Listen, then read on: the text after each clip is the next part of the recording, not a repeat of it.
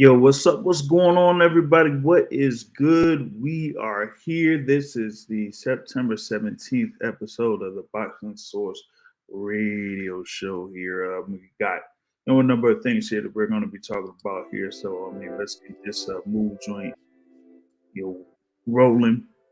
You know what I'm saying? We got, of course, a few topics that we're going to be talking about here in this particular podcast, man. We wanted to, of course, go into more with what had been announced for November. And then also, we want to get an early look at what's going down there with the fight between Canelo Alvarez and Jermell Charlo. Of course, they had the second episode of All Access that was broadcast here, a couple of days ago. So we're going to, get into that here a little bit, but also, talking about a couple of other topics here within the sport of boxing. So we want to just have this here on this Sunday night Eastern time here. What's going down? Salute to Bruce Gas in the building. For those that are there on the YouTube world, you want to go ahead and check out Bruce Gas Boxing, Jazz, and More with his channel. Of course, he has a lot of great insight on not only current fights but past fights as well. So you want to go ahead and check out that channel if you haven't done so already. He does have a great channel there. Also, has interviews with great legends there in the sport of boxing. So you definitely want to be able to check that out. Now, getting into what's going down in the boxing scene. First off, of course, we've kind of talked about this on a number of either podcasts or through the midweek report. But now it's pretty much been announced through Top Rank, as you have Shakur Stevenson facing Edwin De Los Santos for the vacant WBC lightweight title. And this is something here that I guess a number of people kind of expected. We did kind of discuss this on the midweek report, you know what I mean? But with that, wanted to kind of like have this catching up on what had been going down. Of course, we had going over the past few weeks or whatnot, as Shakur Stevenson was basically in line to fight for the WBC lightweight title, and had a number of potential opponents that were out there for him to face. As some time ago, he was rated at number 2 there in the WBC rankings. Now, he was aiming to face Devin Haney for the undisputed lightweight title, but that didn't necessarily get off the ground, as Devin Haney elected to move up in weight to 140 pounds, and he will be facing Regis Prograis on December 9th in his hometown of, or his home area, as the bout will be in San Francisco. Of course, Devin Haney is from, Oakland area, so that is coming up on December 9th. So that left Shakur Stevenson to be looking for an opponent, as the WBC had pretty much named him the mandatory challenger. So with that WBC title being vacant, we had to go down the line of the WBC. First off was Vasyl Lomachenko, and Vasyl Lomachenko didn't have any interest in fighting Shakur Stevenson for the vacant WBC lightweight title. So that kind of like scratched him off the list. Then you had what was going down next in the list, which was Isaac Cruz Gonzalez. Now, there's been times when we've said that Isaac Cruz was declining that bout with Shakur Stevenson because he was basically in line to face Gervonta Tank Davis. As of right now, that hadn't necessarily been confirmed yet, but still seems like that is the route there, as Isaac Cruz would potentially have a rematch with Tank Davis here before the end of this year. But I know that Tank Davis is looking to, definitely have a fight this year, given what he's, commented or stated reference to, what's been happening here recently. So with Isaac Cruz being out, the next person that was in line was Frank Martin.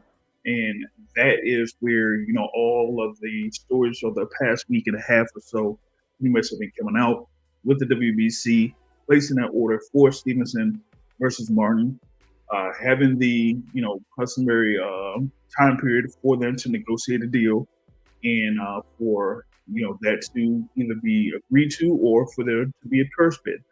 And as of a couple of weeks ago, it seemed like it was going to be agreed to, but it seemed like one person or one particular party within the camp of Frank Martin had accepted the deal, but the other part of the camp didn't. So while it seemed like, yeah, okay, it was good to go, well, something said, hold up. Or as they say, hold on there, player. Can't necessarily go through with this. We can't necessarily go forward with this. So that fight ended up being scrapped, so to speak. And then not even days later after that whole thing seemed to be all in shambles, all scrapped out, you have the news about Shakur Stevenson facing Edwin De Los Santos. That would be for the vacant title, as Edwin De Los Santos looked to be, the next, available contender out there. As while there were other contenders that were highly or higher ranked than Edwin De Los Santos, they weren't necessarily available. One of those guys was William Zepeda, who recently had a bout. So we might or might not be talking about that particular bout by Zepeda, who was in action as of yesterday. You also did have another contender out there, Jermell Ortiz, that had a bout on Friday. So you had two other fighters that weren't necessarily available to fight for the vacant title of the WBC. So that it left, Frank Martin and Edwin De Los Santos. But with what has been going down with Frank Martin, looks like there's something going on in reference to scheduling or agreeing to something and not having the rest of the crew agree to it, and potentially having something where there might be issues going on within the camp. But I'm not going to confirm any of that as of yet. That's just something that was told to me by a couple of sources. There have been a number of other news outlets that have kind of reported that or leaked that as well in reference to Frank Martin in the camp or his team there, that they've been having some issues here as of recently. So that kind of like knocked out, so to speak, Frank Martin in a potential bout between him and Shakur Stevenson. So that leaves Shakur Stevenson to fight Edwin De Los Santos in Las Vegas on November, as would be scheduled for November 16th. And we kind of discussed this whole thing with November 16th in Las Vegas, where there have been a number. There's a F1 that will be taking place during that weekend, so to speak, here in Las Vegas. There's going to be like some practice going on during Thursday night. And then Friday, Saturday, they're going to have some test runs. And then Sunday is the actual, race there for Formula One. But, that still leaves open slot there on the Thursday for, fight card to take place. And that is where they basically fit Shakur Stevenson to be featured there to fight on November 16th. And this is something that, Bob Arum had pretty much mentioned weeks ago, that Shakur Stevenson was going to be locked down in that date for November 16th. Now, going up against Edwin De Los Santos, there, of course, De Los Santos is one of those highly ranked contenders. They're in the lightweight division. We had his last bout on July 9th as part of the fight card in Atlantic City, where Boots Ennis pretty much, showed his stuff there, against Roman Villa, right? But Edwin De Los Santos had fought Joseph Adorno and, fought for like a version of a WBC Continental America's lightweight title. Won by unanimous decision, pretty much won on near shutout. And they're being there live. Edwin De Los Santos. This is the guy that has a record of 16 wins and 1 loss, with his lone loss being to William Foster III last year.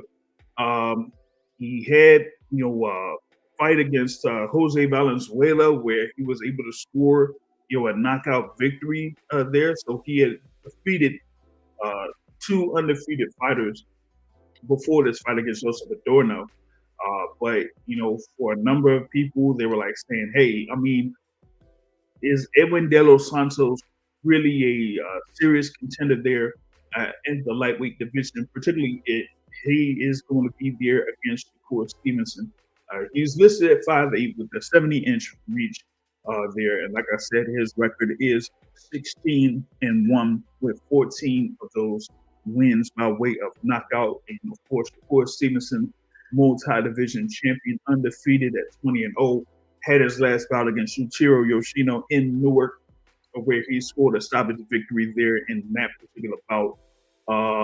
And Shakur Stevenson's there at 5'7" with a 68-inch reach, and he was listed as one of those guys that could be among the bottom 5 or so within the pound for pound list.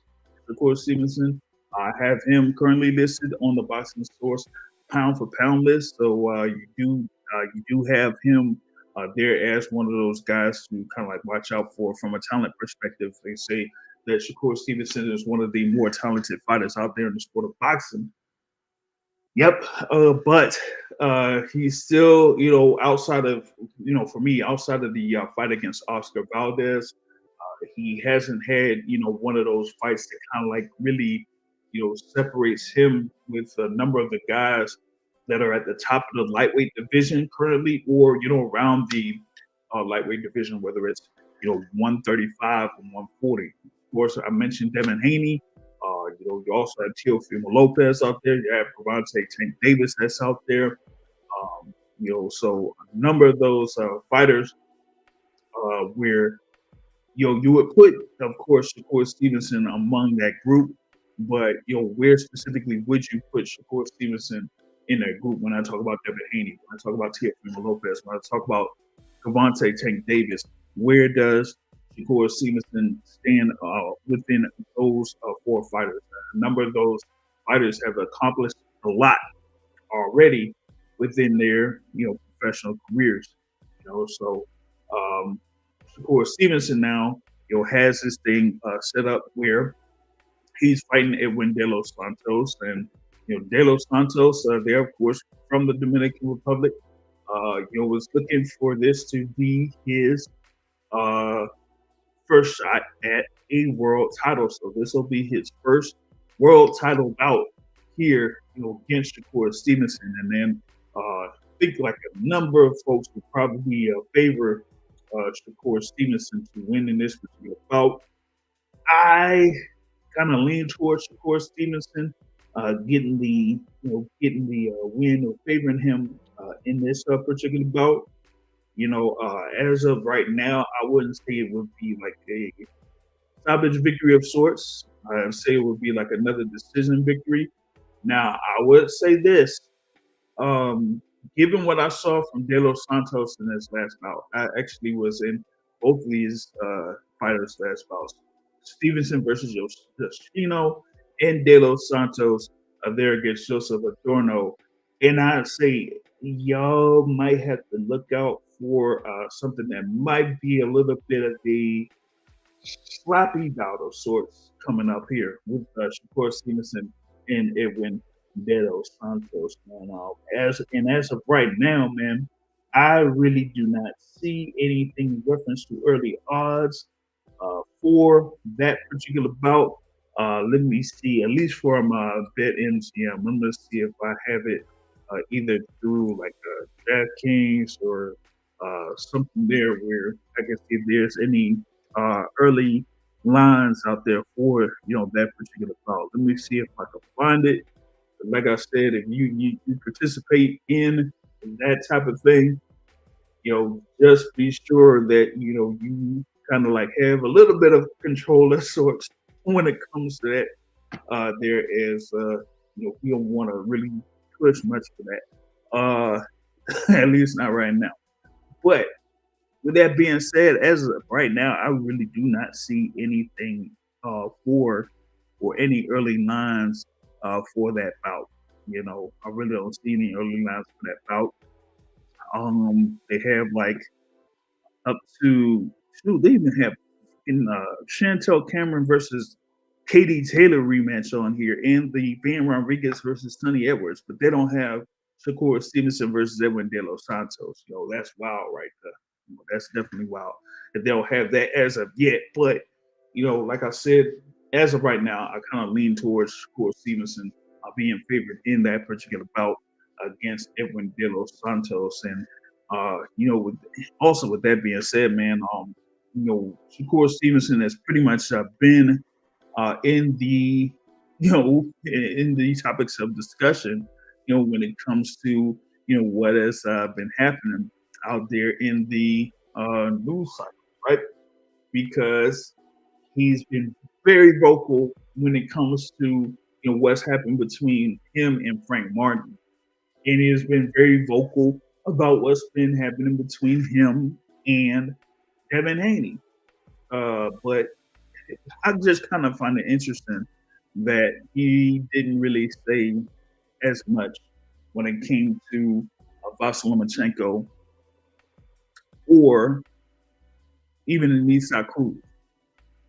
Vasyl Lomachenko should have been the first person that he should have went after, given that both of them are under the top ranked banner. And Vasyl Lomachenko would have been, one of those guys where you would have said, hey, I could make a statement win. This would have been a statement win for Shakur Stevenson. He was able to, get a clear win over Vasyl Lomachenko because, there have been a number of folks that kind of still put Vasyl Lomachenko on their pound for pound list. I have no idea why. One, and then two, they also, have something to say in reference to each of the losses that Vasyl Lomachenko has had. He's had 3 losses. And there have been folks out there that say something about each of those losses, whether it's against Orlando Salido, against Teofimo Lopez, or against Devin Haney.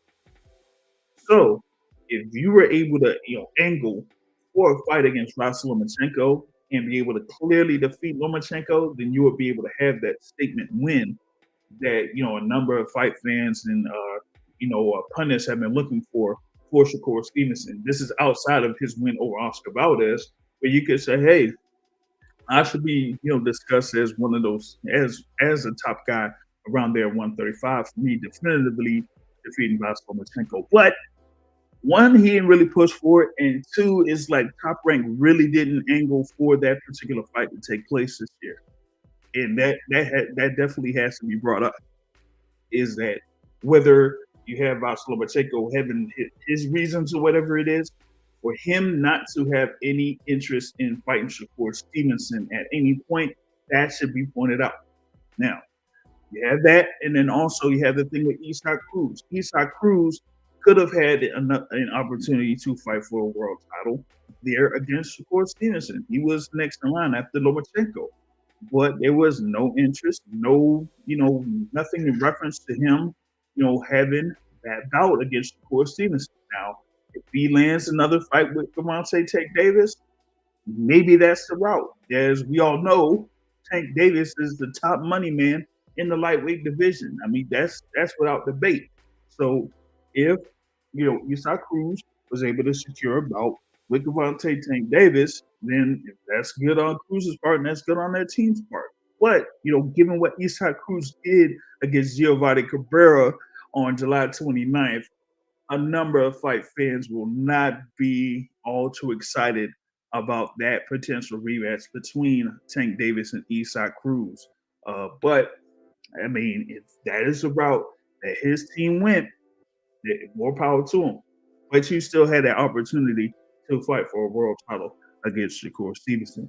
And then, of course, as I mentioned with Frank Martin, internal issues. Seems like that is a report in reference to that, as Frank Martin had basically stated in short terms that he wanted to fight with Shakur Stevenson. He wanted that fight. And the thing is, his team pretty much took him away or snatched it away from him. And that's what it was. That's been the report within sources that are close to the area of where Frank Martin is.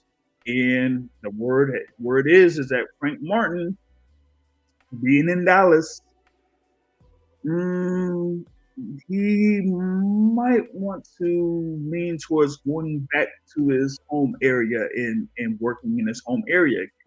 That's been the report.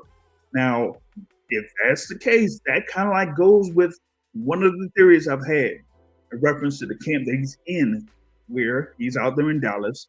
And of course, you have the coach, Derek James, who has a number of high profile fighters or high level fighters already in this camp. Of course, we have Errol Spence Jr., you have Jermell Charlo, you have Anthony Joshua, you had Frank Martin, and now you currently have Ryan Garcia, which is reported to be involved in another fight that's coming up in November. So you have at least four other fighters that one main trainer has, and you have all of these fights coming back to back to back to back. You're not necessarily going to have the one-on-one focus that you would probably need to be involved in a lot of these high-profile fights.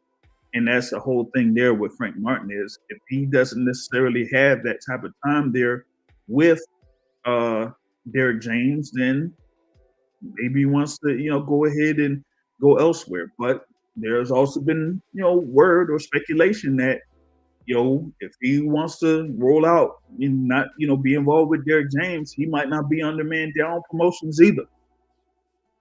So that could be another topic that some folks are still following. They're still trying to get more information about that. If that has pretty much been the main issue as to why you have Frank Martin not being able to go forward with that bout against Shakur Stevenson. Like I said, this is scheduled for November 16th. But as a result, you have Shakur Stevenson versus Edwin De Los Santos. Now, I want to know if people are, locked down and interested in a fight between Shakur Stevenson and Edwin De Los Santos being there on November 16th. Of course, that is a very busy sports day, very busy sports weekend there for November 16th. You're going to have, of course, NFL that's going to be on. We've kind of mentioned that already. Amazon Prime, free promo. You're gonna have the Bengals versus the Ravens there. I think we just had that first bout, that first game, Bengals Ravens, but the Ravens just won today.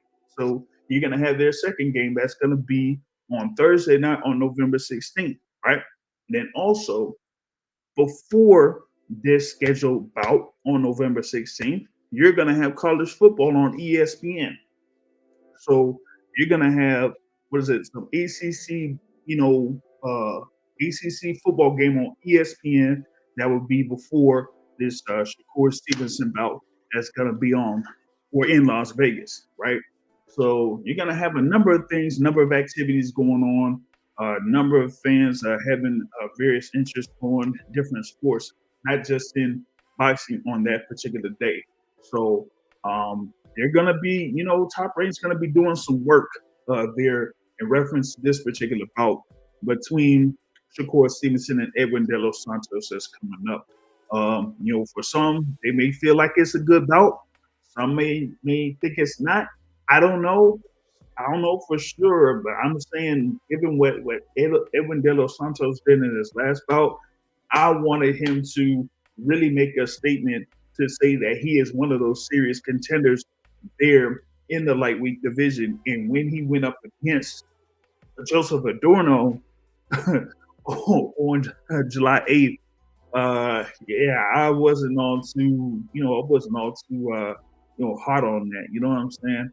Of course, like Adorno had already lost to Michelle Rivera and Elvis Rodriguez, and had got knocked down twice by Elvis Rodriguez. But with this Edwin De Los Santos fight, man, that thing went the full 10 rounds, and my goodness, man, I was like, oh, that was really, really, really tough to get through. I'm gonna just be straight up. That bout was really tough to get through. But De Los Santos was able to get that win, and now he's been looking for this fight with Shakur Stevenson. He's been saying that he's been calling out Shakur Stevenson for some time, and now he has this fight here right in front of him. Now is his opportunity to pretty much show what he's made of here in this bout against Shakur Stevenson, and what he could do against someone that, like I said, has been regarded as one of those fighters that is a pound for pound talent, according to many, and like I said, is rated in the boxing source pound for pound rankings. And you definitely can't you can't dispute his talent. He's out there, currently at number 8 in the boxing source pound for pound rankings. But now we'll see what he does here coming up against Edwin De Los Santos. So, for those that may be looking forward to that, that's going to be that headline bout. And now we have the report out that the co-feature bout will be another world title bout, as Emmanuel Navarrete will be facing Robson Conceição. Yep, Robson Conceição. The bout that Conceição had, what was it like? Oh, that was what, a few months ago. You fought Nicholas Malenko. That ended up being a no contest. And he also, of course, fought Shakur Stevenson and Oscar Valdez, and ended up, losing both of those bouts by unanimous decision. So this will be his third opportunity for a world title, going up against Emmanuel Navarrete, who was coming off of his biggest win against Oscar Valdez. Now, a number of folks had said that the Navarrete Valdez fight, that took place, sometime back. What was it? Well, actually, last month was like a highly competitive all action fight. But I'm gonna just be straight up with you. If it was like a highly competitive all action fight, if you look at the scorecards, you have it 119, 109, 118, 112, and 118, 110, excuse me, and 116, 112, all for Emmanuel Navarrete. And for me, man, I was like, Oscar Valdez was getting beat up there for for a good little portion of that bout, and he was getting beat up for a good portion of that bout, and was and the scorecards pretty much reflected that, man. It really did. So with that being said, Emmanuel Navarrete having this world title bout, or defending this title there, against Robson Conceição. Some people may think that Conceição is getting yet another opportunity here where he hadn't really put himself in that particular position. Now, I find it interesting because you have Navarrete going up against Conceição, while the number one top contender hasn't been mentioned to get a world title shot, and that's Albert Bell. And Albert Bell, has been, sitting there waiting for, an opportunity for a world title. He's there at, 24 and 0, 24 and 0, and he had recently had about last week, in the overtime boxing, that happened there, during the August, and he was able to, get a stoppage victory in that one. So he's been there, like I said, at 24 and 0. Floating around there at 130 pounds or so, 130, 135, and looking for that world title shot, and still hasn't been able to get it. I'm gonna see. You know what though? I'm gonna see if I could get in touch with him, and see if I could get in and get another interview with him, because we need him to we need him to get himself in position for a world title shot. It's crazy that he's there undefeated. He's there currently ranked number one in the super featherweight rankings, and he can't get a bout in with the world champion there, Emmanuel Navarrete. I don't know. I mean, I know that Valdez was kind of like ranked high there, so he wanted to go ahead and have that fight. But outside of that, he should go ahead and have Navarrete have this bout against Albert Belkri, so because like Rose and Conceição, I don't know about that. At least right now, you have Conceição rated at number 10 in the WBC, but he's not ranked in the WBO right now. You know how I do. You know how they do. Before the bout, you're gonna see Rose and Conceição out there within number 9, 10, or 11. You know what I'm saying? He's gonna be like 9 to 11 out there in the rankings before this bout against Navarrete. So that's gonna be what we're gonna be seeing here is Navarrete is gonna go up against Robertson Conceição in the the co-feature bout for Shakur Stevenson versus Edwin De Los Santos. I had also heard that you could potentially have Jared Anderson be part of that event as well. I'm not sure about that. If they're able to fit him in that bout or that fight card, you probably just have like a 3 bout card there for that particular date. You have Jared Anderson against someone there in the heavyweight division. You would have that bout between Emmanuel Navarrete and Robertson Conceição, and then the main event would be Shakur Stevenson versus Edwin De Los Santos, and that would be it. Because I don't see how they could have more than 3 fights on that card, given that ESPN will already have a college football game before that starts at 7 p.m. Eastern time, and then around 10:30 p.m. Eastern, they're gonna have this particular fight card take place. So, like I said, look for Jared Anderson to be part of that. Probably open up the fight card, and then you'll have that co-feature of Emmanuel Navarrete versus Robertson Conceição for that WBO title there at 130 pounds, and then the vacant WBC Shakur Stevenson versus Edwin De Los Santos. So that's looking like that's going to be the fight card that's out there, or what's going to be jumping off there. You know what I'm saying? So for those that are looking forward to seeing a I don't know, a stack fight card or whatever it is on November 16th. I mean that's your tentative schedule. So if you're looking forward to that, I mean that's going to be what's coming up. All right. So that's the gist of it. Now, getting into the next topic here real quick. You've had, of course, Showtime All Access Canelo versus Charlo episode 2 had been released this weekend. So definitely had that going on. But before I get into that here a little bit, might want to see if this guest is jumping on wants to talk about the previous topic. He's talked about this on the midweek report and other things. So we got him back on here.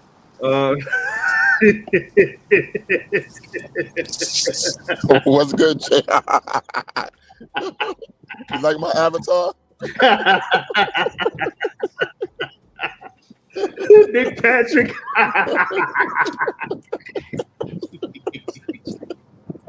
The most controversial referee in WCW history. Yes, the original Jack Reese.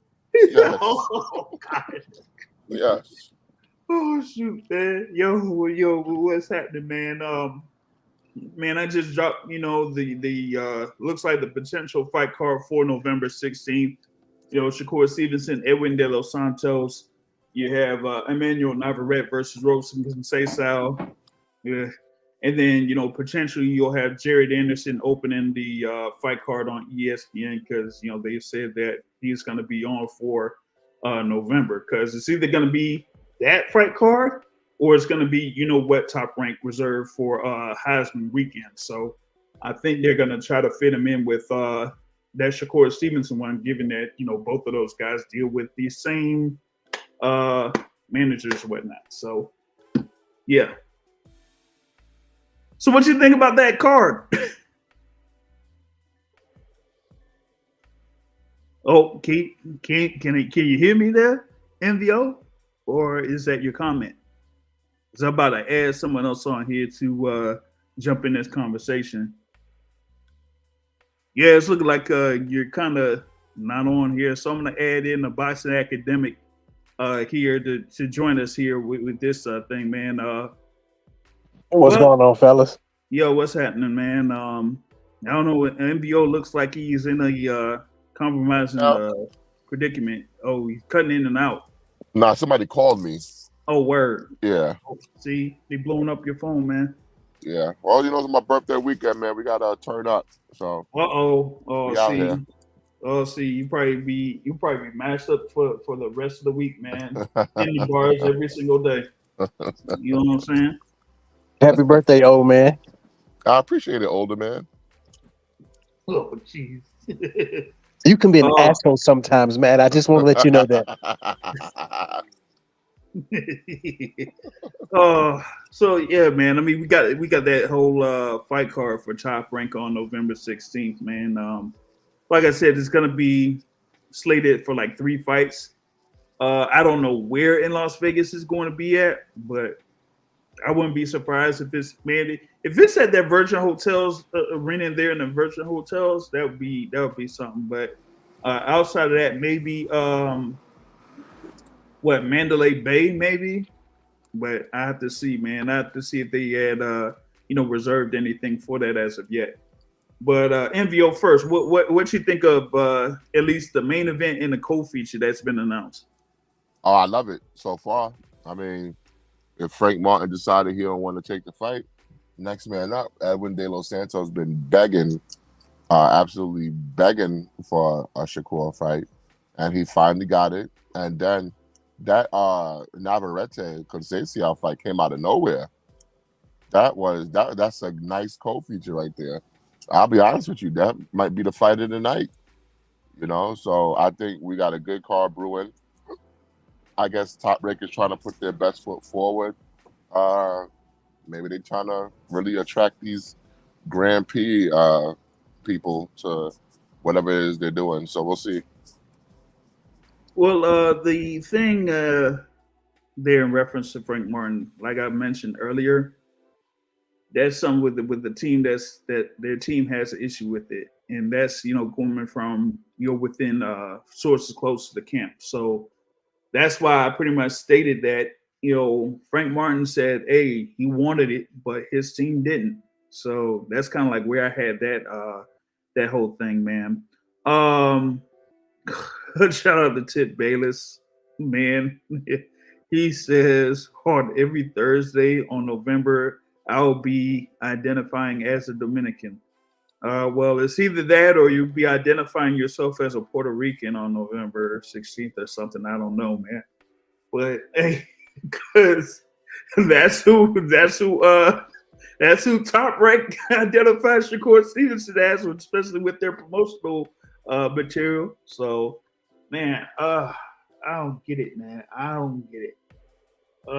But here's my question: why do you have interest in that Navarrete versus Conceição bout as the co-feature?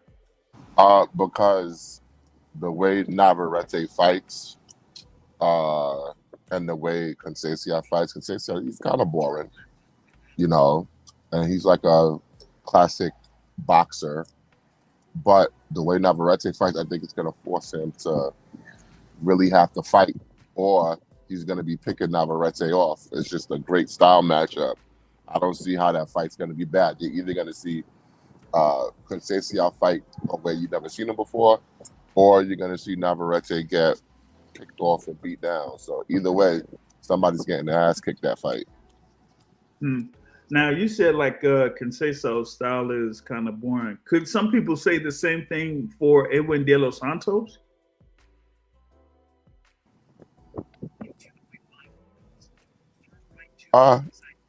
He has power.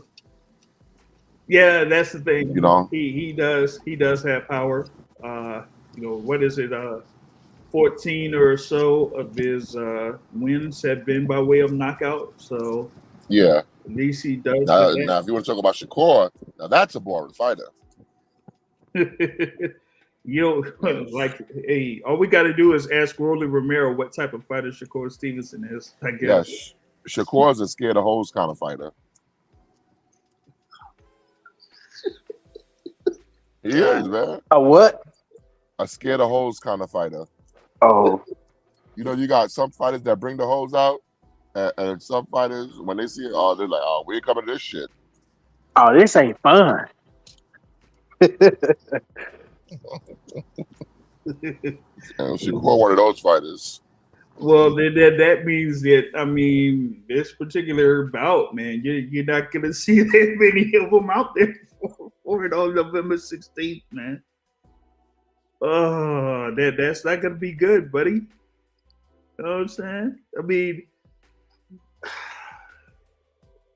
I just feel like that particular matchup isn't going to be a good style matchup, man. Unless if it's something where, some people say it's going to be highly tactical or something like that. And know that, like I said, Edwin De Los Santos said that he's been looking for this fight. He's been calling for this fight. Now that he got it, let's see what he can do.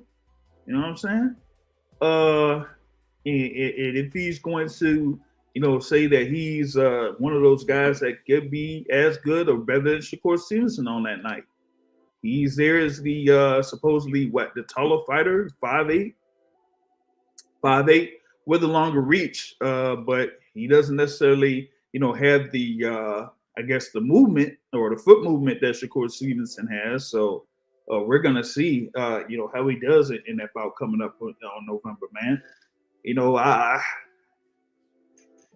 It's just that I just don't see, like, I'm not really, all too hyped up about, the potential for Edwin De Los Santos to pull off the win against Shakur Stevenson. I just don't see that, at least not right now.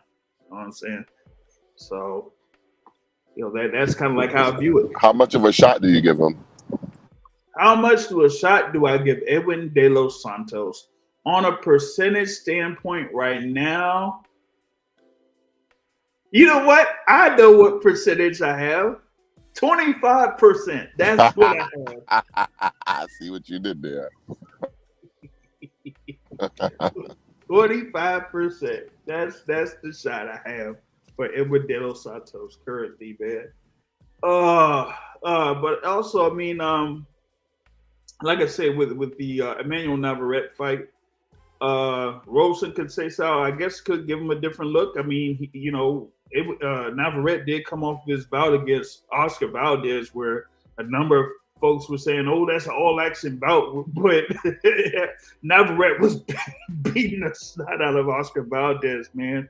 Like, I was surprised that bout didn't get stopped as bad as Oscar Valdez was getting beat up.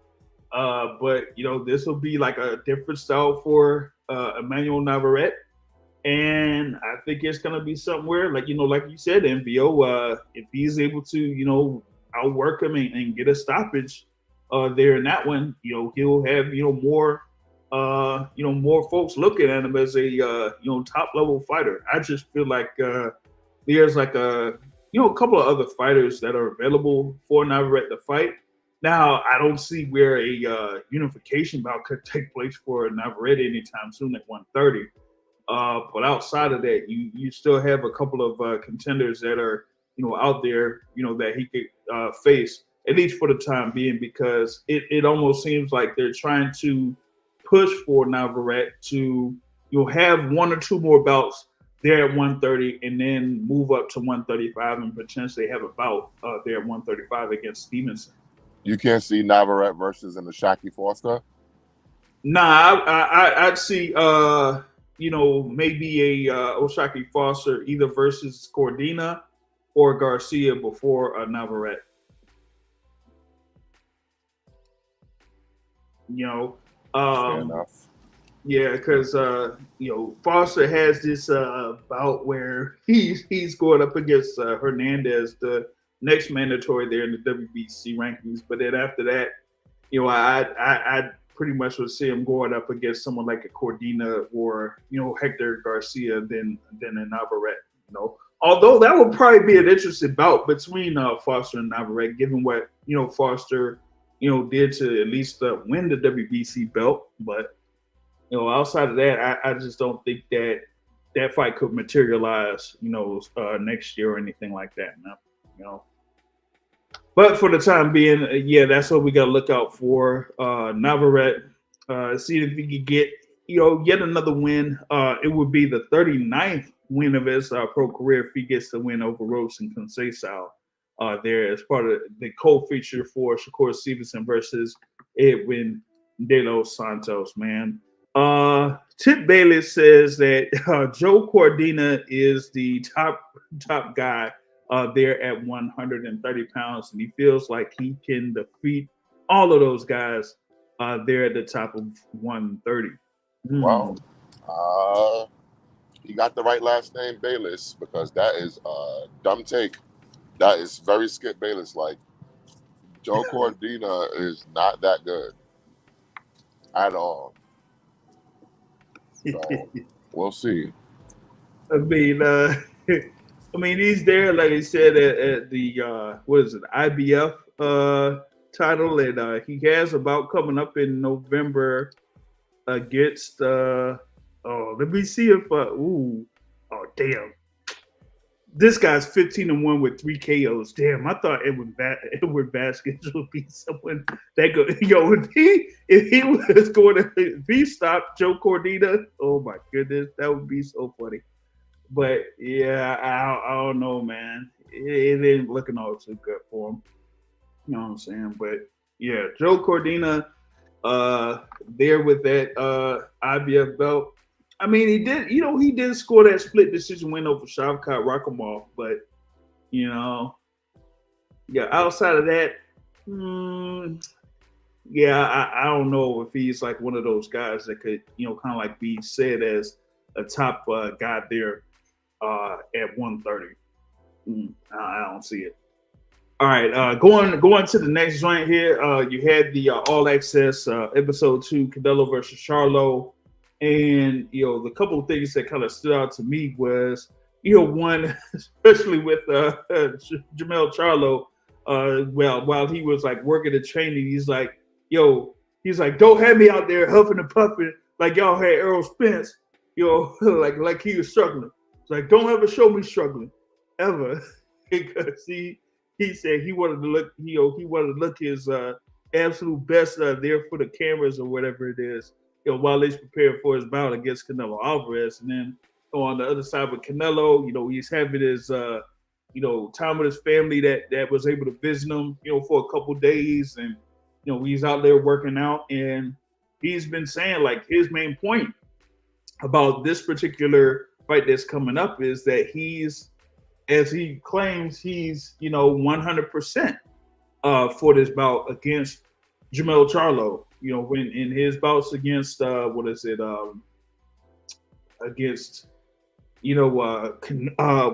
Golovkin and Bivol and against John Ryder, he said like he wasn't 100%. He had issues with his hand. Of course, we know about his knee issues that he's had over this back half of his career. Now he says that he's pretty much okay, in that he'll be, in a much better condition in his bout against Jermell Charlo, with it being a, like a high stakes big bout. This is like, one of those events that MDO was talking about. Like, he wants events. He doesn't necessarily want like, fights for, could be for Undisputed, but depending on the weight class, he's like, man, if he ain't interested, then it's not a big event. This is the big event there. So you definitely have that coming up here in 2 weeks. Like I said, Jermell Charlo there, of course, the undisputed super welterweight champion. There as the taller fighter coming up in this particular bout. And, I think that, coming off of his last bout against Brian Carlos Castaño, he's going to be a very, very difficult fighter for Canelo Alvarez to try to catch up to. They're at 6 feet, 73-inch reach, able to move around a good little bit, control the pace with his jab, and then work off of that. I think that's something that Canelo, has to definitely deal with. And Canelo is, somebody that's going to be, on a counter punch, vibe, I would say, a catch and shoot type of vibe there against Jermell Charlo, and that I think that he's going to be a little bit more confident in him trying to use his power to overwhelm Jermell Charlo here, given that it's going to be at the 168-pound limit. Anything from y'all in references about coming up in 2 weeks? It's going to be 2 weeks. I'm going to be out there too, man. It's going to be crazy. I would like to hear a breakdown of the bout from the boxing academic. Okay. I mean pecans right now, so you can go ahead. Well, oh my God, the boxing academic never breaks down fights. I don't understand. But I think Jermell Charlo is going to be a lot more difficult than people think for Canelo. I see Canelo's like a minus 430 favorite. Just came down on FanDuel. That seems about right because you got Jermell jumping 2 weight classes, and obviously Canelo is the public fighter, more known. So you're gonna see a lot of people banking on him. But I think Jermell could do it. I really do. I think, like you said, that jab, Canelo has always had a problem with a nice, little power jab. mm-hmm. And Jermell Charlo has a nice little jab. He does have good movement. What I do worry about is him getting caught by something stupid. Because as good as Jermell Charlo is, I haven't seen him put together a complete focused fight. I saw Jermall do that against Derevianchenko. Mm-hmm. His eyes were sharp. He was moving. He saw everything coming. He fought a very disciplined fight. I need to see that from Jermell. Maybe as calm as Jermell is now, maybe that's going to work to his advantage. Maybe he's going to think his way through the fight. But we'll see. I also want to see who has the speed advantage. Because while you would think it's Charlo, he is moving up in weight, so you don't know what that speed is going to look like at a higher weight. So I do wonder who's going to have the speed advantage. The IQ advantage, you might give a slight edge to Canelo, but I think Jermell Charlo is a smart fighter also. So, but Canelo, to me, he knows what he's doing. Okay. And a really big factor is how is Jermell Charlo going to perform in the biggest fight of his career? And when I say the biggest fight, I mean the biggest stage. He did well against Castaño. A lot of people were there. But it's a different level when you're fighting a Canelo Alvarez. You're going to see a rabid Mexican fan base there. You're going to see a lot more media than he's used to dealing with. It's going to be a lot of different factors that I do wonder how Jermell Charlo is going to respond. We saw when it came to Spence versus Crawford ate up the big lights, and he lived for it. And if we're being honest, it looked like Errol Spence froze a little bit under the spotlight. So I do wonder how Jermell is gonna respond to the biggest stage in his life. This is nothing for Canelo. He's fought on the biggest stages already. He did that against Mayweather, so I wonder how Jamal's gonna respond to fighting on the biggest stage of his career. Yeah, that fight against Floyd Mayweather was 10 years ago. Pretty much 10 years ago, almost basically to the weekend, man.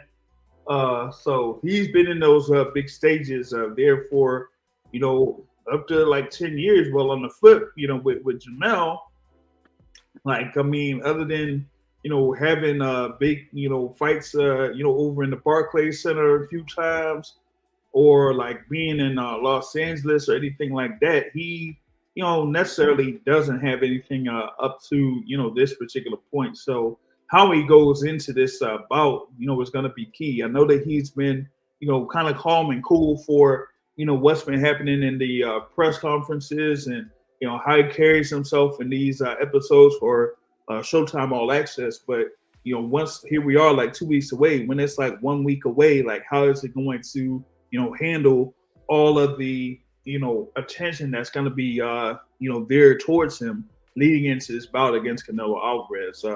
Academic, you were going to follow up with something here first? Yeah.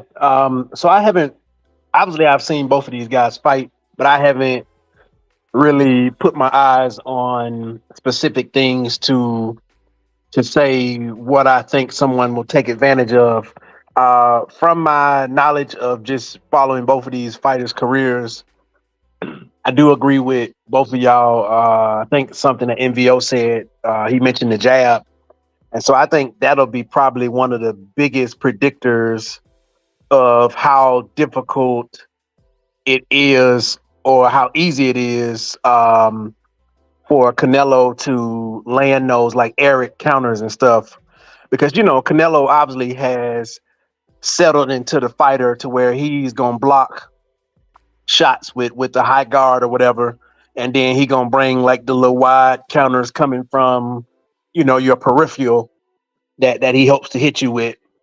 And so if Jermell's jab does not affect Canelo, similar to how like Trout or somebody like that, I'm just trying to use that as a comparison. Then Canelo will be able to wing them shots and try to get those shots off, and then Jermell will have to probably use the high guard himself to block those. Yeah, he'll probably do a little bit of side movement to like get out of the way, but I think mostly he'll probably catch him on the glove or something. But I definitely think the jab will tell us how easy it'll be for Canelo to get his shots off. But if he, like the Bivol fight, getting his head pushed back by that jab, and he's not able to like attack, because his body is out of alignment, because his head getting knocked back and stuff, then yeah, it's gonna be a long day. Quite naturally, we want Jermell to use the ring, because that's gonna be his friend to control, traffic, and then let his shots off, and then pretty much throw a more number of shots, and then not allow Canelo to like get his counters, the 4 or 5 counters that he gonna throw within the round. And then with that, you would expect Jermell to have the better stamina again, to be able to, into the later rounds, championship rounds, to be throwing more shots, and then to avoid Canelo until he want to fight again. So I don't expect it to be a knockout. I think it's going to go a decision. But if Canelo is the fighter that he has settled in to be, then it'll probably be a decision. With Canelo fights, if you don't win 12 rounds, then the decision will always be a split decision. So it'll probably be a split decision, not in his favor or in his favor. Because, I mean, hell, if it's a close fight, then, you never know what's going to happen. But I think it'll be a boxing match that he could potentially lose on paper, but win on the judges' scorecards, if you know what I'm saying. Yeah, for sure. And two things that I'm looking for here in this bout coming up, and this was pointed out by y'all. One of them is the jab, from both fighters, but the other thing too is foot movement. And to go on what Jermell has to look at, I go by his two previous fights there against Brian Carlos Castaño and how it was like two separate fights. And NVO did say that he hasn't seen like a complete fight from Jermell Charlo. But for me, seeing that bout there that was in California last year in the rematch against Castaño, after those first couple of rounds, probably, the first two rounds were like all action fights and, a couple of contenders for rounds of the year there in that bout. But after that, he seemed to calm himself down. He seemed to, control the pace of the fight. And he didn't do what he was doing early in the first fight, which was lean back and kind of like be on the ropes and stay on the ropes and allow, for Castaño to work on him. Once he got the bout to, the center of the ring, that's where he had the advantage in that first bout. But, by the time he did that, it was pretty much too late and ended up being a draw. So, here it's pretty much obvious that he just cannot be on the ropes for too long against someone that's like a sharpshooter of sorts in Canelo Alvarez, who, definitely wants to, work the body one, but also work up top and, kind of like work everything in reference to like trying to hurt you regardless of where he throws. He either he lands to the body, he'll land to the head, he'll land to your shoulder, he'll land to your arm, all that type of stuff. That's his strategy. That's what he's trying to do. And Jermell Charlo just got to be able to get himself away from that. Now, you definitely would have to look towards that Bivol fight where Bivol didn't just use the jab; it was just the timing of his jab that really threw off the rhythm of Canelo Alvarez early. And there wasn't really much that Canelo could do, at least with Bivol, because he was like a taller fighter, but was actually a bigger fighter. So his strategy that he was using against Bivol, which kind of worked against Callum Smith, was to try to hurt the arms, work the arms, so that later on in the bout it wouldn't really have that much power coming out, or his activity wouldn't be there.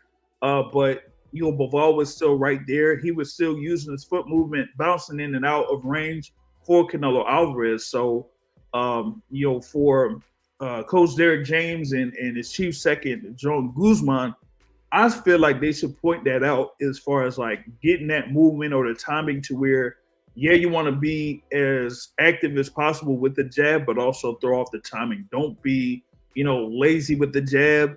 Don't be at the point where it's kind of like lacking in power or anything like that. Like, you want to have it be forceful as possible, because that Canelo is going to be trying to come back with something after you throw that jab, whether it's a left hook upstairs or to the body, or something with the lead right hand. So you want to be able to at least stay off the ropes as much as possible, and then also, throw off the timing of Canelo with the jab and throw it in multiple parts. Just try to, go upstairs, go downstairs, mix that up, and then when you feel a little bit more comfortable, then try to follow that jab up with something there with the right hand. But given that it is at 168 pounds, you definitely have to be aware of what's coming back to you, whether you're going to have your guard up or if you're going to be caught with a counter shot. Like, you definitely have to be aware of that. So that's the thing that I'm watching out there for in reference to Jermell Charlo. For Canelo Alvarez, I think, for him, I mean, it's basically, you've already had 60 plus fights your professional career. You've been there for, what has it been, 15 plus years already as a professional. When is it going to definitely take a toll there in the ring where it's like you're getting hurt, like seriously hurt? Like in the bout against Dimitri Bivol, Like, some folks felt like Bivol clearly won that bout, but it didn't really seem like there was something that seriously hurt Canelo Alvarez. Does Jermell Charlo have something that could seriously hurt Canelo Alvarez in this particular point? I mean, that's the thing that you got to look out for. And for me, I just feel like Charlo has to do a few things first early to mix things up and then try to set up Canelo down the line. And like you were saying there, Boxing Academic, we got to see if this fight gets to the later rounds or whatnot, and how Canelo kind of like handles himself there in the later rounds. I kind of didn't see that much from him in his bout against Gennady Golovkin, and we've seen what happened with John Ryder. So now it's like, okay, is he, fully, like he claims to be, is he fully 100%? Is he fully, comfortable to get in there and do what he needs to do for more than 10 rounds? Because I feel like it's going to at least try to get to the 9th and 10th round before we see something on either side. I think that, given the skill level of both of these fighters, they're definitely going to, have it be, I think, what is it going to be? At least 10 rounds. At least I feel like it's going to be 10 rounds or something like that. So that's my thing. Now, going off of the, I guess the lines for this, at least on DraftKings has Canelo Alvarez as a minus 400 favorite and Jermell Charlo as an underdog at plus 300. And the over-under is at 10.5 rounds with over being at minus 320. I feel like that's interesting there. That is minus 320 for it being over 10.5 rounds. So I mean that this is interesting. Like you got like plus for Canelo by KO, Charlo by KO, and Charlo by decision. The only thing is they're leaning towards Canelo Alvarez by decision in this bout. They're looking in the books, but everything outside of that is kind of like E plus. So I mean, hey, I know you got like Tip that's on the live chat. You say that Canelo, could be by stoppage. Hey, if you go by Canelo, and then what is it? Canelo to win, of course, Canelo to win straight up. For him to get the knockout, and then it would be under 10.5. Then you'll probably be able to pull something pretty good there if you went with that three-leg parlay. But for me, I just feel like this is going to be a definite. I feel like it's going to be a very competitive bout, at least for the first 5 or 6 rounds. Unless if one of these fighters gets caught with something real serious before then I feel like it's going to be a very competitive bout.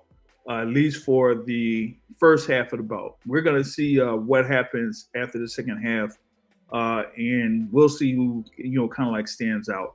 I pretty much like hinted at who I was picking for this, but I don't know. Maybe I might switch it up before next weekend. Who knows? But with that being said, I just feel like it's going to be a very good bout. That's coming up, and that a number of fight fans should definitely look forward to. I don't think it's going to necessarily be a wash of sorts. I really don't see that, given that both of these fighters are highly skilled fighters. You know what I'm saying? And they're both undisputed champions, so it definitely has to account for something. So that's what I got, at least so far here, in reference to this early preview for Canelo Alvarez and Jermell Charlo. But with that being said, that's what I got here. 1 hour and 9 minutes in for this particular podcast. Like I say, I will try to knock things down within an hour's time. And we'll see what we got in store this week. Want to see if I can secure a few more interviews for the week. That'll be posted on the Boxing Source YouTube channel. Of course, we have Mario Barrios had their interview with Mario Barrios. That is posted on the YouTube channel. He does have a workout scheduled this week in Las Vegas there. So, for those that are looking forward to that bout between Mario Barrios and Yordenis Ugas as the co-feature there on September 30th, you'll be able to see the workouts for those two fighters coming up this week. But we're going to have more content here in this on this channel for y'all to look forward to. Give a big thanks to MVO Uncensored for being on here, the Boxing Academic for being on here, and for all of the live guests for joining on this particular podcast. For those that jumped in late, you can hit the rewind button, or at least wait for this to end for you to catch the full show. And like I say, at the end of every show, folks, point of boxing is to hit and not get hit, not to stand and trade. On that note, folks, I'm out. Have a good evening, everybody.